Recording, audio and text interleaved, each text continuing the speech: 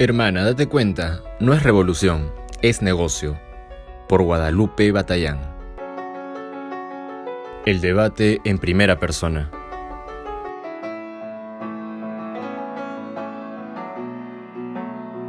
Mi primera impresión cuando comenzó el revuelo social por el aborto era que estaba sola, completamente sola. En mis redes sociales todo era verde, mis amigas eran verdes, mi facultad, mi colegio, mis profesores, verdes. Y aunque al principio amargué con no meterme en el tema, comencé a verme dentro de un dilema que era mucho más grande que yo. Por un lado, no quería confrontar con mi medio social, donde siempre me había sentido muy cómoda, pero por el otro, veía cómo se instauraba una mentira inmoral. Mientras en los medios utilizaba el relato de las chicas pobres que mueren abortando clandestinamente, yo conocía de cerca historias de jóvenes de clase media alta, con educación y acceso a clínicas clandestinas, que habían accedido a abortos seguros y les había marcado la vida. Crecí con eso. Sabía perfectamente de una realidad que se estaba ninguneando. Las adolescentes que ante un embarazo inesperado son obligadas por su entorno a abortar. Entonces, es conveniente que la joven cargue con un aborto, antes que los padres con la vergüenza de una hija madre a temprana edad y muchas veces soltera. Fue por eso que en vacaciones de 2018, apenas comenzado el año, me formulé las preguntas más importantes que me acompañaron durante todo el debate. Si no hacía nada y me quedaba de brazos cruzados, cuando se estaba discutiendo matar bebés, entonces, ¿cuándo iba a levantar la voz? ¿Qué iba a ser lo suficientemente importante para rebelarme? Así fue como empecé a pelear con la mentira desde las redes sociales. Primero fueron los números que me parecían absurdos. Después consultar la experiencia internacional, revisar los debates y contrastar fuentes. Finalmente, conocer Frente Joven, la ONG que desde entonces me acompaña y que hace años venía trabajando con esta problemática. Ese sentimiento que empezó a crecer en mí fue lo que nos pasó a muchos. Ante el bombardeo mediático que quería convencernos del progreso y la evolución del aborto, empezamos a ofrecer una pequeña oposición. Mientras el movimiento verde movilizaba todo en la marcha del 8 de marzo y se servía del Día de la Mujer para reclamar el aborto legal como su primera demostración de poder, en el medio provida, la situación era más desorganizada e inconexa. Éramos pequeños foquitos de resistencia, aislados de los demás. De esa forma, llegamos a la primera marcha del Día del Niño por Nacer, el domingo 25 de marzo de 2018. Recuerdo que mientras caminaba hacia Plaza Italia, punto de encuentro, tenía la sensación de que nadie iría. No hubo convocatoria mediática y el movimiento en las redes había sido realmente muy bajo. Desde Unidad Provida se habían impreso 11.000 folletos para repartir durante el evento y promocionar la nueva red de organizaciones que acababa de formarse. Nosotros, los que íbamos a repartirlos, creíamos que nos sobrarían. No imaginábamos que ese día iban a manifestarse solamente en Ciudad Autónoma de Buenos Aires cerca de 250.000 personas, ancianos, personas en sillas de rueda, familias y grupos de amigos, todos con banderas argentinas como único distintivo. Ninguno se conocía, ni siquiera sabíamos qué tipo de ideología política era predominante en ese incipiente movimiento. Solo nos unían la bandera, el himno nacional y el derecho a la vida. Esa fue la primera vez que sentí que teníamos las de ganar. Pero la esperanza no duró mucho porque cuando llegué a casa esa misma tarde, en los medios no había ni noticia de lo sucedido. En ese momento no lo sabía, pero este accionar sería una constante durante toda nuestra lucha. Empezando por ese 25 de marzo, siguiendo por la marcha del 20 de mayo en Cava, y hasta el día de hoy, ni las 19 provincias, ni los 3 millones de personas, nada, Superábamos en número ampliamente a todas las manifestaciones feministas y a cualquier marcha partidaria o protesta social, pero tampoco había caso. Después lo entendimos.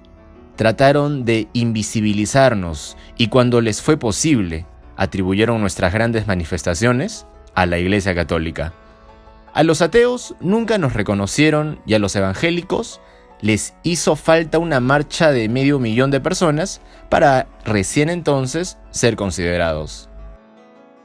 Tal era la estigmatización e intentos desesperados del lobby abortista de descalificar nuestra postura, que lo primero que atacaban en nuestros discursos era la Iglesia. Recuerdo un episodio particular que ocurrió en mi primer debate en medios. Un intercambio perfecto, con tiempos de pregunta, repregunta, temas libres y tópicos específicos en una pequeña radio de Pacheco. Fiel a mi estilo, después de haber esgrimido argumentos legales y biológicos, la primera pregunta trillada que hizo mi contrincante, un estudiante de historia, fue por qué debíamos regirnos por la moral católica. Naturalmente, el fin no era obtener una respuesta, era chicanear y dejarme sin palabras. Quería que me sintiera avergonzada por defender mis valores, como les hicieron creer a muchos. Pero a este pobre joven le había salido mal. Me reí un poco y le contesté, francamente, no lo sé, porque soy atea. Situaciones como esas se dieron durante todo el 2018 e incluso el 2019, en un intento de desvalorizar la palabra de los creyentes, sin importar lo que estuvieran diciendo. En este remar contra viento y marea nació Salvemos las dos vidas, un lema que fue determinante para nuestra cruzada. Aunque querían convencernos de que el debate giraba en torno a una u otra vida, pudimos plantear un hecho superador. No estábamos eligiendo ni negociando, íbamos a pelear por todos. Lo haríamos juntos y desde cada lugar. Los efectores de salud crearon Médicos por la Vida y su potente frase de "no cuenten con nosotros para matar argentinos". Desde lo legal, Abogados por la Vida, una organización que se cargó al hombro la defensa de los pro vidas discriminados, el análisis de las leyes y denuncias de abortorios clandestinos. Pero no fueron los únicos. En todas partes, los foquitos celestes empezaban a juntarse. Docentes, artistas o hasta el grupo de Villeros por la Vida. Todos bajo un mismo grito de rebeldía contra la imposición del aborto. Finalmente, como es de esperar, al lema lo acompañó un color, el celeste de nuestra bandera que tenía todas las marchas. En ese momento ni siquiera sospechábamos que unos meses después íbamos a ver los pañuelos celestes diciendo Save Bad Lives en Estados Unidos, a los ciudadanos franceses celebrando nuestra victoria, o la ola celeste en América Latina. La media sanción. Cuando llegó el 13 de junio, día de la votación en la Cámara de Diputados, había pocas personas realmente comprometidas con una militancia celeste activa y callejera. Si bien estábamos los fanáticos de siempre, costaba generar esa mística que hacía a los abortistas esperar durante horas, bancando los trapos. Esto se debía en parte a que nuestro movimiento no contaba con muchos jóvenes, siendo estos necesarios para mantener una militancia activa, ya que en general no poseen aún familia a cargo y suelen tener un espíritu más combativo. De modo que debíamos vencer el miedo a la confrontación que nos hacía caer en la mansedumbre extrema. Además, para ese entonces, el sentimiento general que pululaba todavía sobre la opinión pública era que el aborto no pasaría a diputados. Que el debate se trataba simplemente de una cortina de humo del gobierno, una distracción hasta la llegada del Mundial de Fútbol.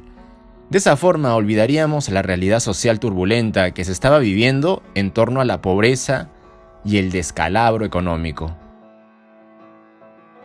En cambio, para los sectores de presión del movimiento abortista, el trabajo en sus núcleos duros había sido exhaustivo. Tal es así que el 13 de junio amaneció con varios colegios secundarios de la capital porteña tomados para acompañar el reclamo verde. Además, la plaza del Congreso, dividida por un vallado a la mitad, estaba casi vacía de nuestro lado y repleta de banderas partidarias, jóvenes alcoholizados y cantantes conocidas dando recitales gratis del otro. Nuevamente, como al inicio del debate, éramos pocos porque nos habíamos confiado. Gran error que pagamos con una herida todavía abierta. Durante todo ese día, los titulares de los diarios profetizaban que el resultado sería 128 en contra, 125 a favor, una abstención y hasta el momento solo un indeciso. Esa victoria se mantuvo durante 20 horas de sesión legislativa, hasta que a las 8 de la mañana del 14 de junio, los diarios empezaron a adelantar la traición que nos lastimaría. 2 diputados de La Pampa, Melina Delú y Arel Rauschenberg, iban a cambiar su voto negativo por un afirmativo. Un rato después, José Ricardo, legislador de San Luis, quien había asegurado que se abstendría, confirmó su voto positivo para la legalización. Pero el puñal más doloroso fue sin duda el de Carlos Roma. Después de sacarse fotos con el pañuelo celeste y grabar videos a favor de la campaña Salvemos las 2 vidas, terminó votando por la legalización. Luego se explicaría ante la radio cooperativa Página Abierta. En los días previos a la votación, recibí al empresario Greenback, con el cual entablamos un feedback, una relación de confianza, y entendí cuál era su postura y empezamos a charlar. Los últimos 10 días estuvimos viéndonos cada 2 días y ahí entendí. Esto sumado a la presión que ejerció el radicalismo sobre su bloque, terminó por construir los 131 votos a favor, 123 en contra y una abstención que firmaron la media sanción. Y entre cantos infantiles de aborto legal en el hospital por parte de los legisladores, se habilitó el debate en la Cámara Alta. Generación Provida. A veces pienso que somos hijos del rigor porque el golpe de los diputados nos dio lo que nos venía faltando como movimiento. A pesar de que yo pertenecía a un grupo como Frente Joven, la realidad es que la participación juvenil no tenía un lugar definido entre nosotros, como sí lo tenía en el lado verde. En lo que iba del año habíamos identificado la vulnerabilidad, sobre todo de los adolescentes, frente a un discurso que ofrecía muchos derechos, pero ninguna responsabilidad, además de seducirlos desde las series televisivas, actrices, escritoras y cantantes de moda. Y aunque éramos capaces de ver todo eso, no habíamos podido darles a los jóvenes el impulso suficiente para que se sintieran orgullosos de identificarse y aglutinarse como providas. En ese contexto, el 14 de junio nació Jóvenes por la Vida, una cuenta de Instagram impulsada por Sol Bucanán y Constanza Palito. Como fruto de la indignación que había desencadenado la votación en la Cámara de Diputados, sentimos que era necesario que los jóvenes saliéramos a la calle y nos empezáramos a mostrar, cuenta Constanza. Usando las plataformas digitales, mundo muy manejado por esta franja etaria y que nuestros enemigos dominaban a la perfección, empezó a gestarse el contraataque a la marea verde. La ola celeste, con un tinte conciliador, que buscaba dejar las pequeñas divisiones de lado, lograron en los primeros 6 días llegar a 13.000 jóvenes por redes sociales. Pero cuando faltaba un día para completar la semana, a raíz de varias denuncias infundadas, pues comenzaba a hacer ruido y molestar, Instagram inhabilitó la cuenta por incumplimiento de las normas y políticas de la plataforma e incitación a la violencia. Nada más lejano de la realidad, pues cada palabra, cada publicación que subían era cuidadosamente analizada para no caer en la confrontación con el sector abortista. De modo que este nuevo golpe, que rozaba la censura, no hizo más que alimentar voluntades que venían sintiéndose avasalladas. Por eso, Sol y Constanza abrieron otra cuenta que en solo 2 días llegó a tener 17,000 seguidores. Rompimos con todos los esquemas de las plataformas digitales y nos dimos cuenta de que íbamos por un buen camino. Todas las personas que nos hablaban nos daban aliento y nos decían que no dejáramos de luchar por la causa, y eso nos motivó a seguir, relata Constanza. Lo que ocurría en las redes sociales era solo una forma de visibilizar el mayor compromiso social que había surgido. De modo que si bien Jóvenes por la Vida no fue el único grupo que se impulsó en ese momento, pues tiempo antes de la media sanción ya se venían conformando las agrupaciones universitarias y secundarias dentro de instituciones públicas y privadas. Sí tuvo algo particular. Pudo canalizar los reclamos de un sector etario que se encontraba muy diseminado y a veces también a la periferia del movimiento. Más tarde, todas estas organizaciones, con llegada a los jóvenes, comenzarían a trabajar en conjunto, armando actividades específicas para el grupo y formando un medio social que sirviera de paraguas protector. Así fue surgiendo una nueva visibilización de estos sectores, un nuevo amor por el pañuelo celeste en nuestras vidas cotidianas. Estábamos peleando contra la vergüenza que querían hacernos sufrir por ser providas.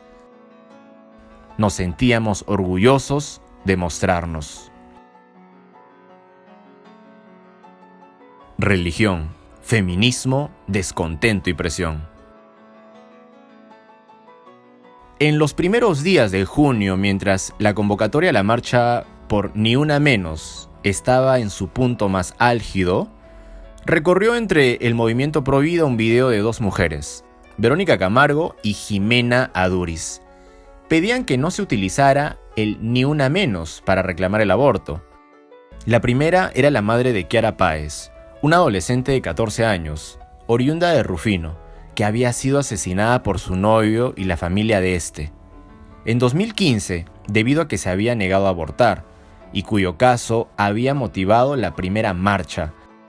Y la segunda, madre de Ángeles Rawson, otra adolescente cuya cruenta muerte había conmocionado a los argentinos durante el 2013. En el video, las 2 madres reclamaban que se respetara las memorias de sus hijas, ambas pro vida, y no se las mancillara con este reclamo.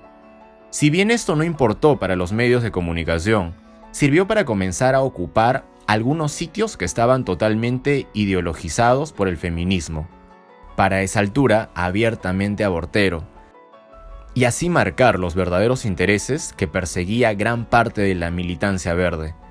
Esto no hacía más que reforzar a algunas organizaciones y mujeres pro vida, como Cristina Migens o feministas de la nueva ola, que desde su lugar venían advirtiendo sabiamente que el aborto no es igualdad, es opresión redistribuida. Esto es solo otro ejemplo de cómo la resistencia pro vida nacía en todas partes, incluso en aquellos grupos donde creíamos que no existía. Además, durante este tiempo se dieron una serie de manifestaciones y actividades segmentadas. Cada referente trabajaba sobre su grupo de influencia y coordinadamente. Generaban presión, imprimiendo su propio sello de identidad. En ese marco, el 9 de julio, se dio una misa por la vida en la Basílica de Luján. Ante miles de personas, la Iglesia Católica, con un discurso intransigente y humanitario, hizo su mayor demostración de poder en el marco del debate. A eso se sumaron, ya en la recta final, el 4 de agosto, los evangélicos. Ese sábado, cerca de 500,000 de personas ocuparon de lado a lado la avenida más ancha de Argentina, frente al obelisco, para pedir el respeto por la vida del niño por nacer. Pero el hashtag es histórico, que había inundado las redes sociales, no tuvo demasiado tiempo para brillar, porque al día siguiente se realizó la Marcha Federal por la Vida. sin contar la ciudad autónoma de Buenos Aires, que tendría su propia manifestación el mismo 8 de agosto. Se movilizaron cerca de 3 millones de personas en más de 150 ciudades. Nuevamente, a pesar de que el sector abortista no era capaz de organizar ninguna convocatoria que abarcara de ese modo las distintas regiones de nuestro país, el suceso no salió en ningún diario ni medio de comunicación masivo. Llegado este punto, cabe hacer una aclaración. Como podrán recordar, la religión durante todo el debate se había vuelto mala palabra. Defender la vida y ser creyente era sinónimo de ser oscurantista, medieval o loco. Sin embargo, cuando se trataba de una defensa religiosa del aborto, allí parecía que la opinión recordaba su valor. Este es el caso de Católicas por el Derecho a Decidir, o Gabriela Soledad Guerreros, una pastora evangélica pro aborto que expuso en el Congreso. Creadas para confundir a la opinión pública y naturalizar una postura inmoral dentro del núcleo de los creyentes. Estas estrategias recuerdan a Margaret Sanger, fundadora de la IPPF, y su necesidad por conseguir pastores para propagar el proyecto negro dentro de las comunidades en Estados Unidos. Pero volvamos a lo que estaba ocurriendo en Argentina. Días antes, a fines de julio, con casi nula convocatoria, un grupo importante de personas se concentró frente a la quinta presidencial de Olivos para pedirle a Mauricio Macri que cumpla con lo que prometió. Los mismos que habían votado al mandatario ya estaban cansados de tantas mentiras y querían hacerlo notar. A esto se sumaba el descontento en otras fuerzas políticas. Un ejemplo fue la senadora Silvina García Larraburu, que luego de confirmar su apoyo a las dos vidas, fue repudiada y hasta sufrió escraches frente a su casa de Bariloche. Mientras tanto, el reloj seguía corriendo, y cuanto más grande y frecuentes se hacían las manifestaciones de los argentinos, más difícil era mantener la mentira de la mayoría verde y la voluntad popular abortista. Finalmente, mientras los medios y personalidades locales explotaban con la discusión del aborto, en los días previos y posteriores a la votación, la presión internacional se reforzó.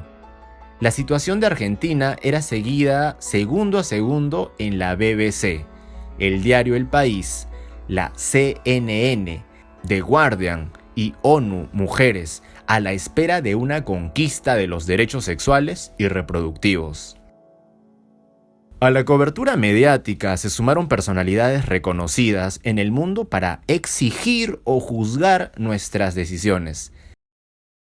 El dibujante del periódico Le Monde, Jean Planterux, el presidente español, Pedro Sánchez, el escritor peruano, Vargas Llosa, la actriz estadounidense, Susan Sarandon, la escritora canadiense, Margaret Atwood, entre otros, son solo algunos nombres de la lista de opinólogos.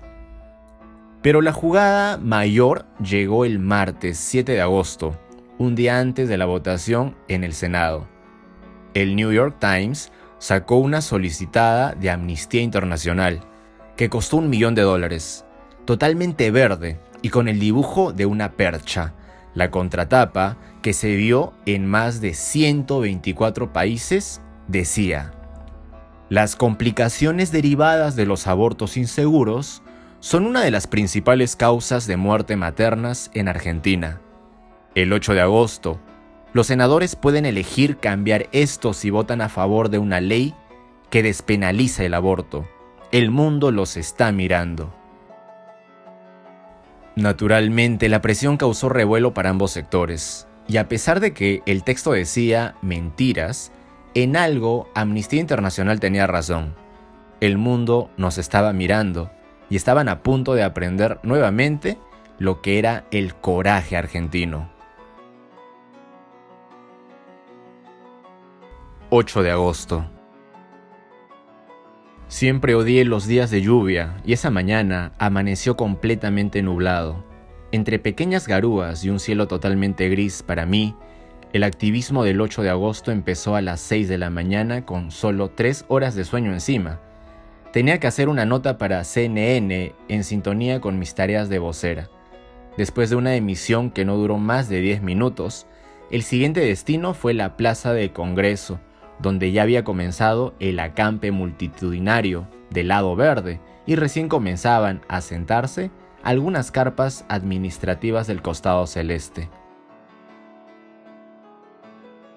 Pero no es mi objetivo contarles sobre los nervios que sentí desde que sonó el despertador, ni de la cantidad de cintitas verdes atadas a semáforos y rejas que fui sacando de la vía pública para ponerlas respetuosamente en el lugar al que correspondían, el tacho de basura. Quiero contarles de la panorámica privilegiada que fui capaz de construir durante esa jornada. Sabía que el día se me iba a hacer eterno, así que busqué todo tipo de actividades para mantenerme ocupada. Cuando llegué a la plaza, me tocó atender a la gente en la carpa de informes y realizar un pequeño mapa improvisado de la organización que tenía a nuestro lado, ya que a lo largo del día no llegaría únicamente la convocatoria habitual.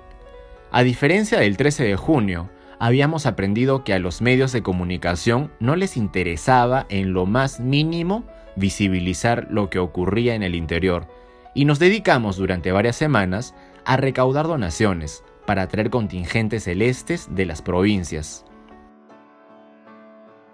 Además de otras familias y grupos de amigos que se habían movilizado por su cuenta para vivir la votación en el lugar de los hechos. Así que a lo largo del 8 de agosto, desde muy temprano llegaron numerosos grupos de gente de distintas tonadas al hablar. Venían preguntando por Tucumán, por Mendoza, por Santiago del Estero, Santa Fe.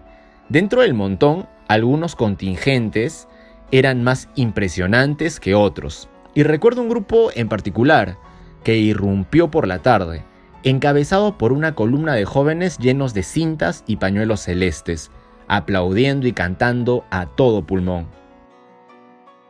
No me acuerdo ni qué cantaban, ni de qué provincia venían, pero sí el sentimiento de respeto que me despertaron. Hombres y mujeres comprometidos, con voces y andar fuerte y decidido. Me gustó darme cuenta de que eran intimidantes, no para mí, porque estábamos del mismo lado, sino para los otros. Era un mensaje para aquellos que se metieran con lo nuestro, con nuestro futuro. Estábamos listos y dispuestos a hacer lo que hiciera falta para defender el derecho a la vida. Sin embargo, ese sentimiento, como todo lo que ocurrió ese día, no duró mucho. Antes de llegar me había hecho a la idea de pasar toda la tarde saltando y cantando con la batucada, pero estaba tan ocupada que esa opción se borró rápidamente de mis posibilidades. Y a medida que pasaban las horas, se agregaba a los grupos del interior y algunas organizaciones la convocatoria general de Cava y alrededores. Al punto de que caminar entre la multitud era casi imposible.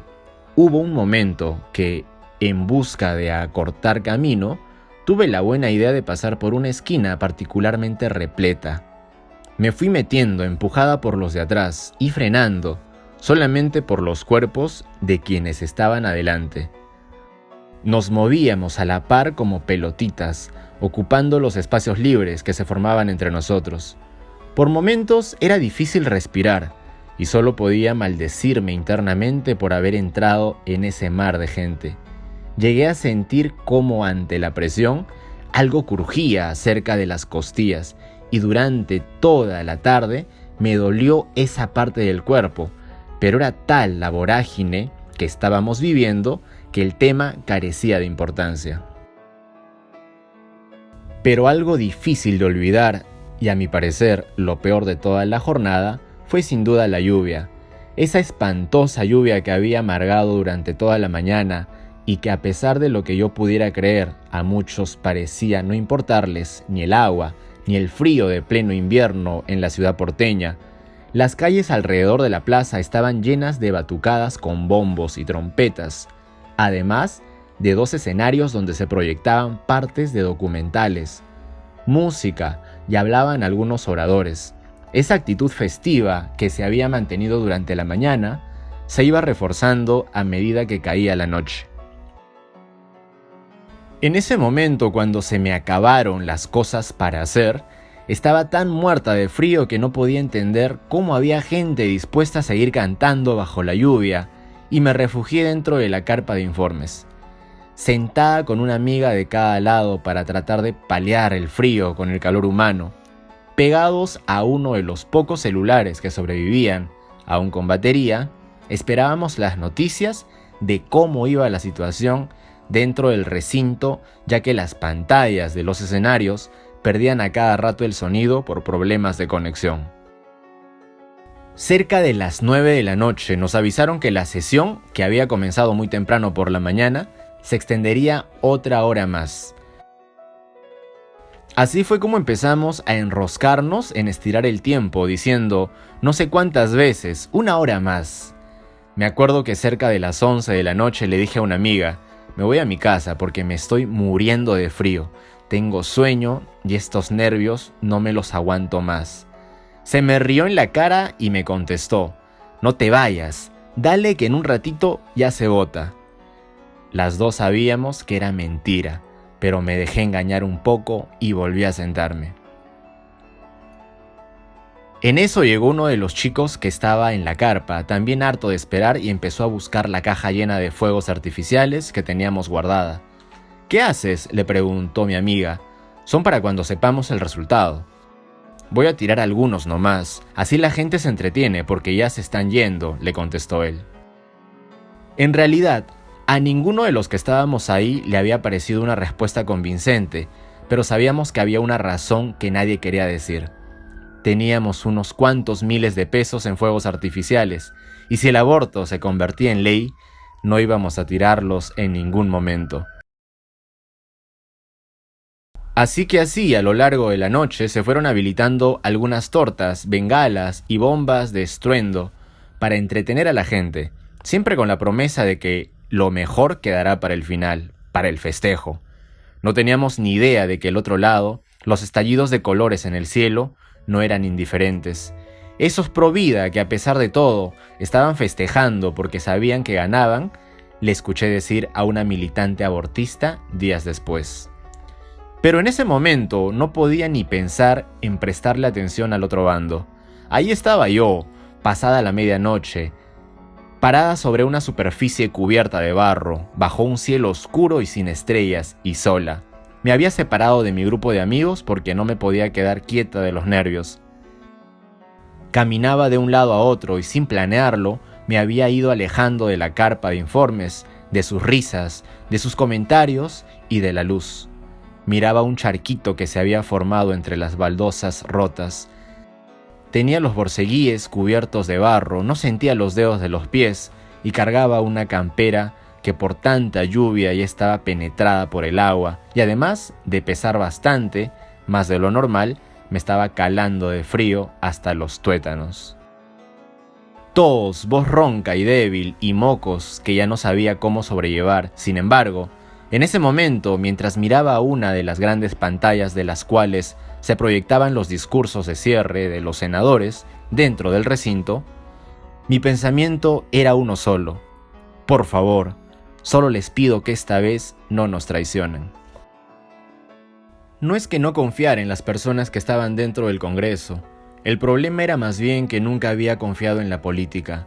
Desde que tenía memoria, cada ilusión que había albergado, por minúscula que fuera, la política se había encargado de hacerla añicos.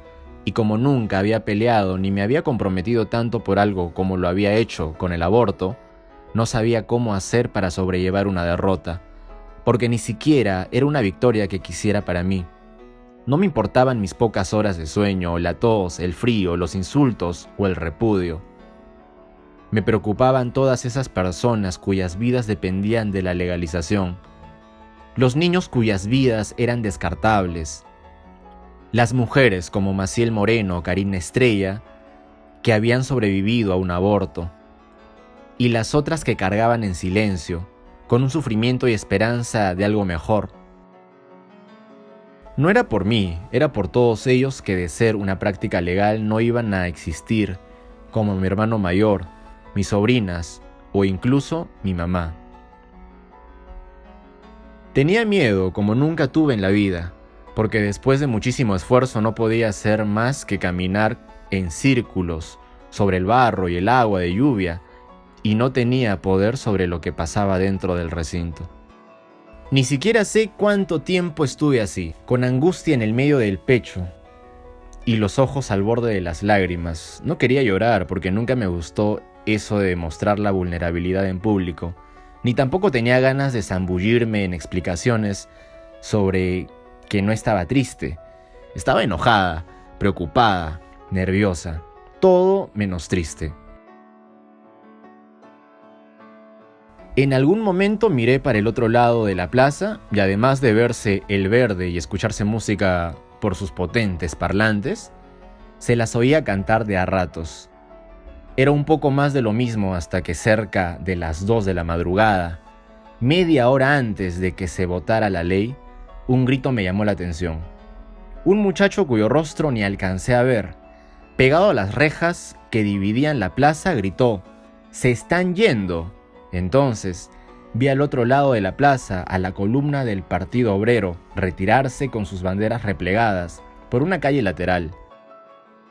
Habían estado todo el día bancando los trapos y media hora antes se iban en el más completo e impensado silencio. Y aunque no quería que eso fuera excusa para sentirme mejor y después defraudarme, la lógica me decía que ellos ya sabían lo que nosotros no. Volví a la carpa de informes y le conté a mis amigos. No era la única que los había visto, y aunque no recuerdo de quién fue la idea, empezamos a sacar los fuegos artificiales, esos que todavía teníamos guardados para el final. Tortas de colores y estallidos, bombas de estruendo y cánticos, al compás de bombos y trompetas. ¿Teníamos frío? Sí. ¿Estábamos cansados? También. Y estábamos tan muertos de miedo que no nos quedaba otra que empezar a festejar, como si estuviéramos seguros de que la ley no iba a salir.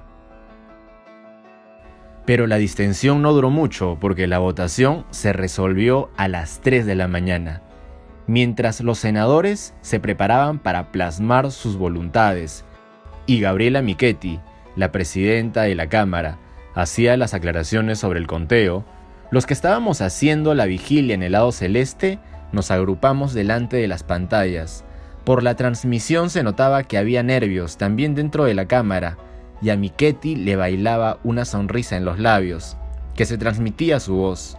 Es muy sencillo, decía al explicar por vaya a saber uno qué cantidad de veces el sistema de votación mientras se le escapaba una risita.